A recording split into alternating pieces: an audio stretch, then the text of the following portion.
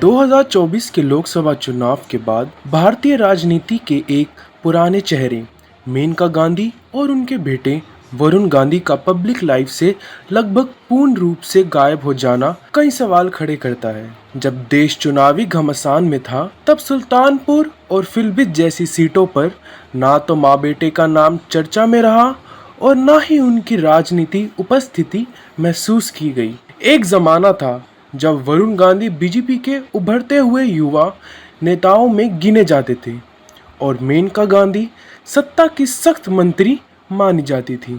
लेकिन 2024 के चुनावों में बीजेपी ने वरुण गांधी को टिकट नहीं दिया और मेनका गांधी भले ही लड़ी, उनके राजनीति प्रभाव में स्पष्ट गिरावट दिखाई दी।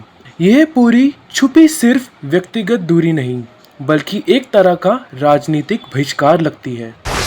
वरुण गांधी एक भाषणबाज या स्वतंत्रता सोच वाला नेता।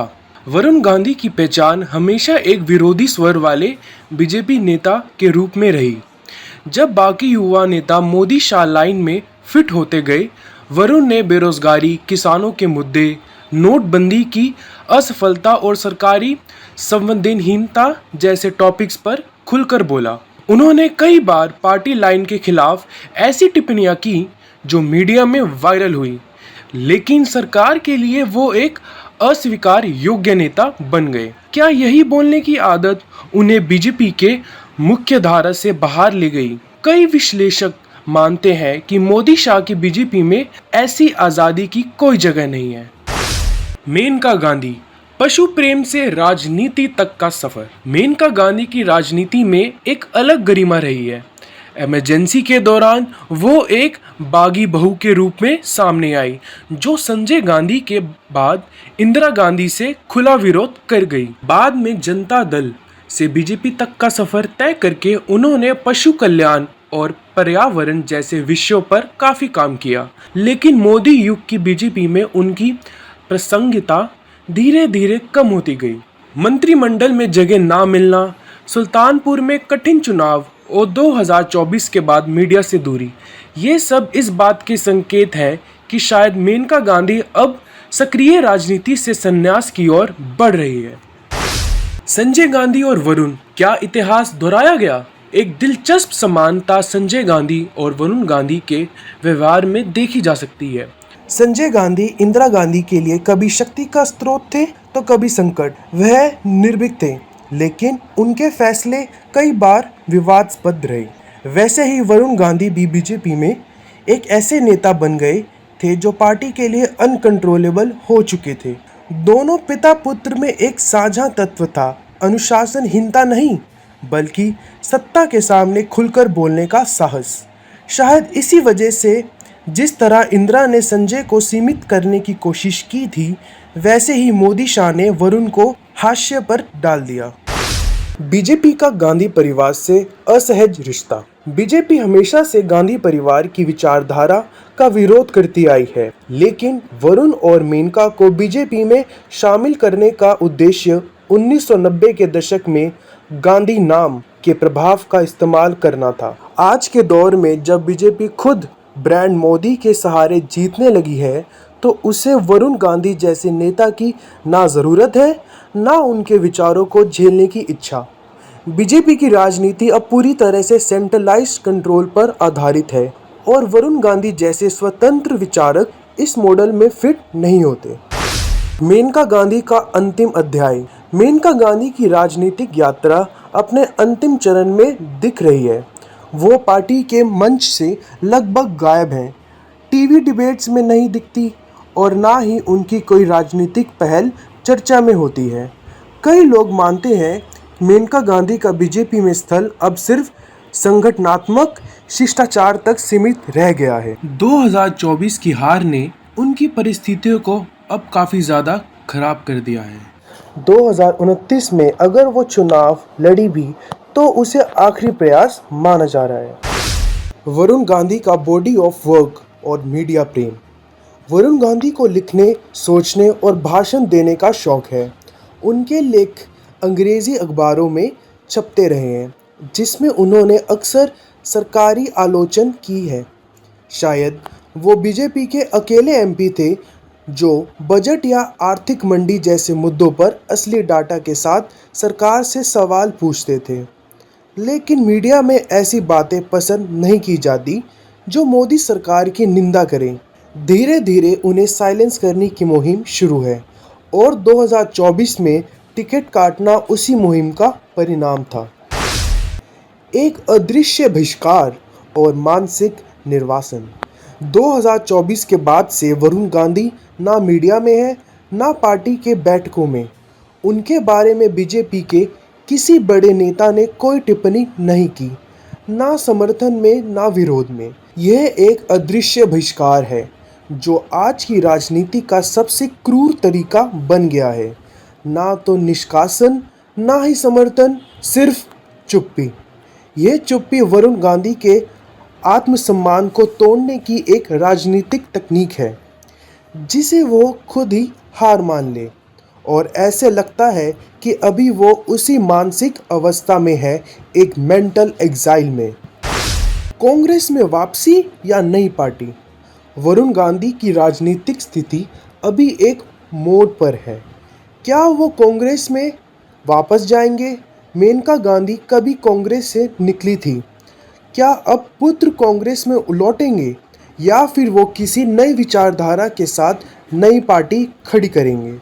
इन सवालों का जवाब फिलहाल वरुण गांधी ही जानते हैं। लेकिन एक बात तो तय है, उनमें राजनीतिक जोश है और वो इस चुप्पी से लंबी देर तक संतुष्ट रहने वाले नहीं हैं। जब बोलने की कीमत चुकानी पड़ती है। इस कहानी का सबसे बड़ा संदेश यही है कि आज के दौर की राजनीति में स्वतंत्र विचारों की कोई जगह नहीं बची। वरुण गांधी को सिर्फ इसलिए हाशिए पर डाल दिया गया क्योंकि उन्होंने सत्ता से सवाल किया, युवाओं की बात की, किसानों की आवाज़ उठाई, और यही काम संजय गांधी ने भी किया था।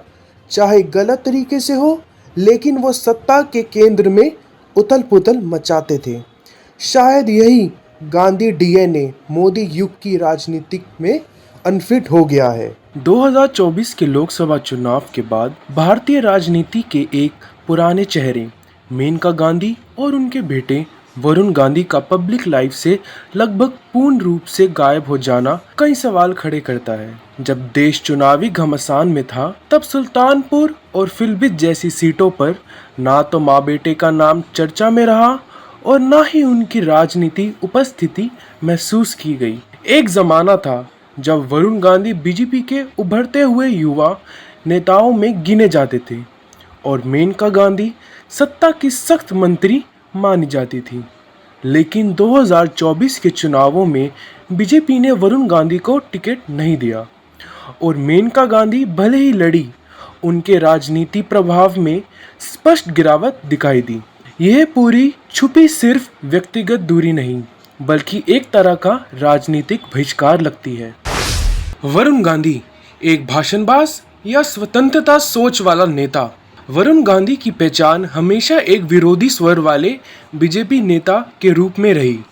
जब बाकी युवा नेता मोदी शाह लाइन में फिट होते गए, वरुण ने बेरोजगारी, किसानों के मुद्दे, नोटबंदी की असफलता और सरकारी संवेदनहीनता जैसे टॉपिक्स पर खुलकर बोला। उन्होंने कई बार पार्टी लाइन के खिलाफ ऐसी टिप्पणियां की जो मीडिया में वायरल हुई, लेकिन सरकार के लिए वो एक अस्वीकार योग्य नेता बन गए। क्या यही बोलने की आदत उन्हें बीजेपी के मुख्य धारा से बाहर ले गई? कई विश्लेषक मानते हैं कि मोदी शाह की बीजेपी में ऐसी आज़ादी की कोई जगह नहीं है। मेनका गांधी, पशु प्रेम से राजनीति तक का सफर। मेनका गांधी की राजनीति में एक अलग गरिमा रही है। इमरजेंसी के दौरान वो एक बागी बहू के रूप में सामने आई, जो संजय गांधी के बाद इंदिरा गांधी से खुला विरोध कर गई। बाद में जनता दल से बीजेपी तक का सफर तय करके उन्होंने पशु कल्याण और पर्यावरण जैसे विषयों पर काफी काम किया। लेकिन मोदी युग की बीजेपी में उनकी प्रासंगिकता धीरे धीरे कम होती गई। मंत्रिमंडल में जगह ना मिलना, सुल्तानपुर में कठिन चुनाव और 2024 के बाद मीडिया से दूरी, ये सब इस बात के संकेत है कि शायद मेनका गांधी अब सक्रिय राजनीति से संन्यास की ओर बढ़ रही है। संजय गांधी और वरुण, क्या इतिहास दोहराया गया? एक दिलचस्प समानता संजय गांधी और वरुण गांधी के व्यवहार में देखी जा सकती है। संजय गांधी इंदिरा गांधी के लिए कभी शक्ति का स्रोत थे तो कभी संकट। वह निर्भीक थे, लेकिन उनके फैसले कई बार विवादास्पद रहे। वैसे ही वरुण गांधी भी बीजेपी में एक ऐसे नेता बन गए थे जो पार्टी के लिए अनकंट्रोलेबल हो चुके थे। दोनों पिता पुत्र में एक साझा तत्व था, अनुशासनहीनता नहीं, बल्कि सत्ता के सामने खुलकर बोलने का साहस। शायद इसी वजह से जिस तरह इंदिरा ने संजय को सीमित करने की कोशिश की थी, वैसे ही मोदी शाह ने वरुण को हाशिए पर डाल दिया। बीजेपी का गांधी परिवार से असहज रिश्ता। बीजेपी हमेशा से गांधी परिवार की विचारधारा का विरोध करती आई है, लेकिन वरुण और मेनका को बीजेपी में शामिल करने का उद्देश्य 1990 के दशक में गांधी नाम के प्रभाव का इस्तेमाल करना था। आज के दौर में जब बीजेपी खुद ब्रांड मोदी के सहारे जीतने लगी है, तो उसे वरुण गांधी जैसे नेता की ना ज़रूरत है, ना उनके विचारों को झेलने की इच्छा। बीजेपी की राजनीति अब पूरी तरह से सेंट्रलाइज्ड कंट्रोल पर आधारित है और वरुण गांधी जैसे स्वतंत्र विचारक इस मॉडल में फिट नहीं होते। मेनका गांधी का अंतिम अध्याय। मेनका गांधी की राजनीतिक यात्रा अपने अंतिम चरण में दिख रही है।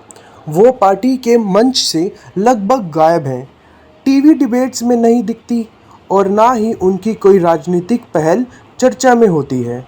कई लोग मानते हैं मेनका गांधी का बीजेपी में स्थल अब सिर्फ संगठनात्मक शिष्टाचार तक सीमित रह गया है। 2024 की हार ने उनकी परिस्थितियों को अब काफ़ी ज़्यादा खराब कर दिया है। 2029 में अगर वो चुनाव लड़ी भी तो उसे आखिरी प्रयास माना जा रहा है। वरुण गांधी का बॉडी ऑफ वर्क और मीडिया प्रेम। वरुण गांधी को लिखने, सोचने और भाषण देने का शौक है। उनके लेख अंग्रेज़ी अखबारों में छपते रहे हैं, जिसमें उन्होंने अक्सर सरकारी आलोचना की है। शायद वो बीजेपी के अकेले एमपी थे जो बजट या आर्थिक मंदी जैसे मुद्दों पर असली डाटा के साथ सरकार से सवाल पूछते थे। लेकिन मीडिया में ऐसी बातें पसंद नहीं की जाती जो मोदी सरकार की निंदा करें। धीरे धीरे उन्हें साइलेंस करने की मुहिम शुरू है और 2024 में टिकट काटना उसी मुहिम का परिणाम था। एक अदृश्य बहिष्कार और मानसिक निर्वासन। 2024 के बाद से वरुण गांधी ना मीडिया में है, ना पार्टी के बैठकों में। उनके बारे में बीजेपी के किसी बड़े नेता ने कोई टिप्पणी नहीं की, ना समर्थन में ना विरोध में। यह एक अदृश्य बहिष्कार है जो आज की राजनीति का सबसे क्रूर तरीका बन गया है। ना तो निष्कासन, ना ही समर्थन, सिर्फ चुप्पी।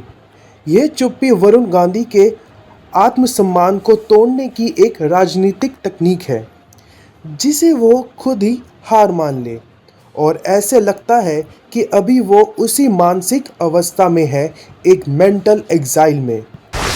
कांग्रेस में वापसी या नई पार्टी। वरुण गांधी की राजनीतिक स्थिति अभी एक मोड़ पर है। क्या वो कांग्रेस में वापस जाएंगे? मेनका गांधी कभी कांग्रेस से निकली थी। क्या अब पुत्र कांग्रेस में लौटेंगे या फिर वो किसी नई विचारधारा के साथ नई पार्टी खड़ी करेंगे? इन सवालों का जवाब फिलहाल वरुण गांधी ही जानते हैं, लेकिन एक बात तो तय है, उनमें राजनीतिक जोश है और वो इस चुप्पी से लंबी देर तक संतुष्ट रहने वाले नहीं हैं। जब बोलने की कीमत चुकानी पड़ती है। इस कहानी का सबसे बड़ा संदेश यही है कि आज के दौर की राजनीति में स्वतंत्र विचारों की कोई जगह नहीं बची। वरुण गांधी को सिर्फ इसलिए हाशिए पर डाल दिया गया क्योंकि उन्होंने सत्ता से सवाल किया, युवाओं की बात की, किसानों की आवाज़ उठाई, और यही काम संजय गांधी ने भी किया था। चाहे गलत तरीके से हो, लेकिन वो सत्ता के केंद्र में उथल पुथल मचाते थे। शायद यही गांधी डीएनए मोदी युग की राजनीति में अनफिट हो गया है। और आप हमसे जुड़े रहने के लिए सब्सक्राइब करें YouTube पर, फॉलो करें ट्विटर पर और लाइक करें Facebook पर। और ज्यादा जानकारी के लिए आपको टाइप करना होगा सिर्फ न्यूज नशा।